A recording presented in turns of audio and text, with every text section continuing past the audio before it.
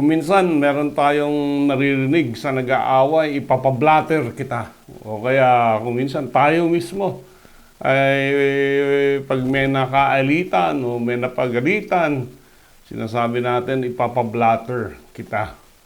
At maraming nagtatanong, pag ako ba ay sinabihan na ipapablatter, does it mean na pagkuha ko ng NBI or police record, meron na akong criminal record on file at hindi na ako makakakuha ng police clearance?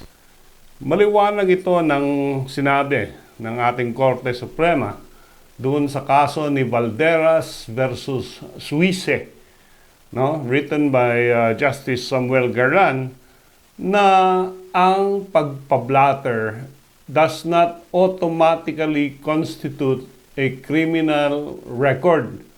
At ang blatter, isa lamang record ng pangyayari o insidente na nireport sa police.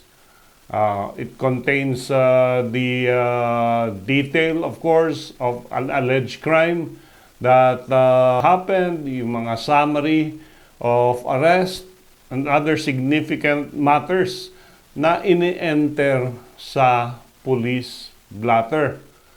Maraming kaso in the past na nagsasabi na ang entry sa police blotter should not be given undue significance or probative value as they were not evidence of the truth. Hindi necessarily katotohanan ang nai-record sa police blotter.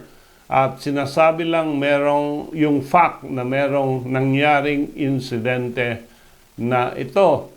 Ang police blotter din hindi minutes, hindi detailed minutes ng insidente. Wala yung police na nag-record, no, sa police blotter doon sa pinangyarihan ng insidente. So napaka-bias, sinasabi ni Supreme Court, yung mga entry na nilalagay doon dahil it comes only from one source. So ang police blotter hindi equivalent to criminal record. At pwede ka pa rin kumuha ng police clearance.